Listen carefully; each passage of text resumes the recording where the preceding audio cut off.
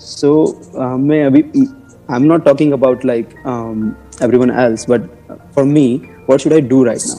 देखिए, पहले तो ये समझिए कि जो भी अपना डिस्क्राइब कर रहे हैं कि एग्जैक्टली इस तरीके से होता है कि आप कोई काम करते हैं, फिर उसको करने के बाद में आपको लगता है कि यार ये मैंने नहीं किया होता, या फिर ये ना करके ये कर लिया होता तो ये हो गया होता।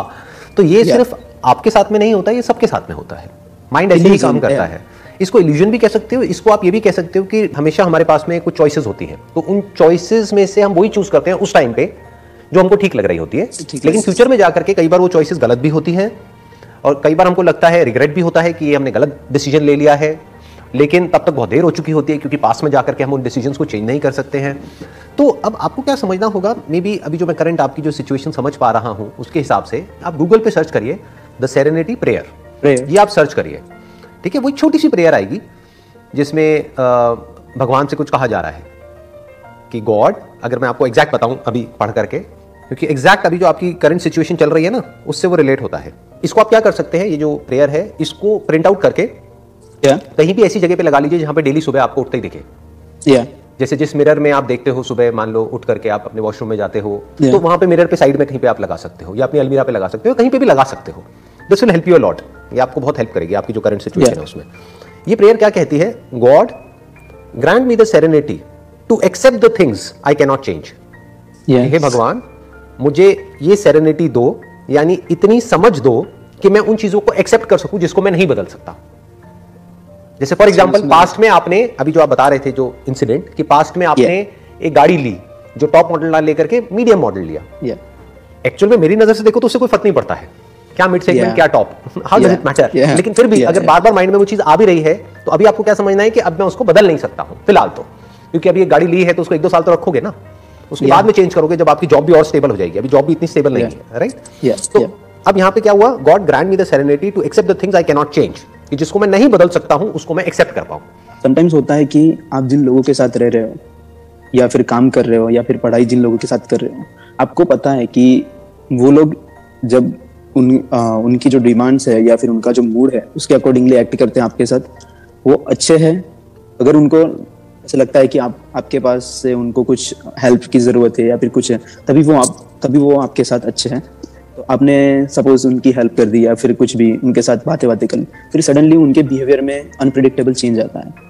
तो दिमाग इतना सेंसिटिव हो जाता है उस टाइम पे कि आप जॉब कर रहे हो या पढ़ाई कर रहे हो, उस टाइम पे भी आप उनके बारे में ही सोच रहे हो, चाहे वो रिलेटिव्स हो, फ्रेंड्स हो। अभी आपने जो बात करी कि भाई आपके कोई फ्रेंड्स हैं या कलीग्स हैं, राइट। फ्रेंड्स कहाँ होते हैं, आप जब कॉलेज में थे वहां पर कुछ फ्रेंड्स थे।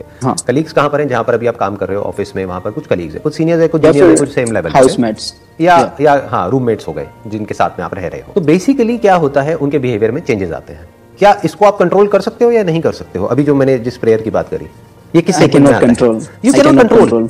ये सामने वाला कैसे बिहेव करे, you can not control, right. तो आपको क्या करना है, ऐसी सिचुएशंस में एक्सेप्ट कर लेना है कि सामने वाले के बिहेवियर में चेंजेस आ रहे हैं। दोस्तियां बनती हैं, मिट जाती हैं, यही तो लाइफ है। रिलेशनशिप्स बनती हैं, मिट जाती हैं, कुछ है जो पहले से अच्छी हो जाती है टाइम के साथ साथ, कुछ है जो बुरी हो जाती है, कुछ है जो न्यूट्रल मोड में आ जाती है। ये सब अनप्रेडिक्टेबल है। तो ये प्रेयर जो है, इसको ध्यान से समझो आप। ये प्रेयर क्या कहती है कि God grant me the serenity to accept the things I can not change, कि जिसको मैं नहीं बदल सकता उसको मैं एक्सेप्ट कर पाऊं। Number 2, courage to change the things I can and wisdom to know the difference. यही तो लोगों को नहीं पता है। जिसको नहीं बदल सकते उसको बदलना चाहते हैं, जिसको बदल सकते हैं उसको बदलते नहीं है। इन दोनों के बीच के फर्क को अगर आप समझ पाते हो लाइफ में, तो बहुत आगे जाओगे। लाइफ में एक बैलेंस क्रिएट हो जाएगा। इसी को एक बैलेंस लाइफ बोलते हैं। कि कुछ चीजें हैं जो हमारे कंट्रोल से बाहर है, तो उसको एक्सेप्ट कर लिया। फॉर एग्जाम्पल, कोई पर्सन है, मान लो उसका एक्सीडेंट हुआ और एक हाथ कट गया, तो कट गया ना, अब उसके बारे में क्या सोचते रहना है बैठे बैठे? जो हाथ बचा हुआ है उसके बारे में सोचो ना। That is my weakest point, sir. If something happens to me, I keep thinking. ये सिर्फ आपके साथ नहीं है। Don't say that this is my weakest point. This is the weakest point of the mind. और माइंड आपका या मेरा नहीं होता है, माइंड होता है। ये सिर्फ आपके साथ नहीं होता है, ये सबके साथ होता है। इस गलतफहमी में मत रहना कि ये प्रॉब्लम सिर्फ आपको है। ये प्रॉब्लम सबको है। हम होते कहीं हैं, होना कहीं और चाहते हैं। यही तो है आपकी प्रॉब्लम।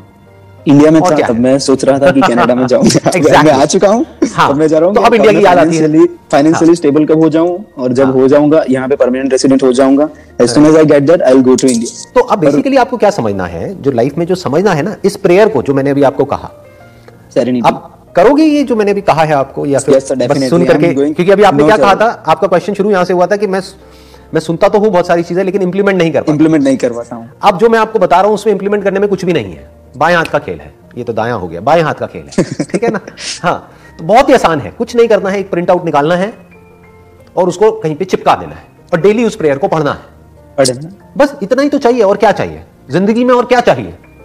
पूरी जिंदगी का जो एसेंस है वो इस प्रेयर के अंदर समअप हो गया है एक तरीके से, कि जो चीजें आप नहीं बदल सकते उसको आप एक्सेप्ट कर लो, और जो बदल सकते हो उसको बदलने में अपनी पूरी ताकत झोंक दो, पूरी जान लगा दो।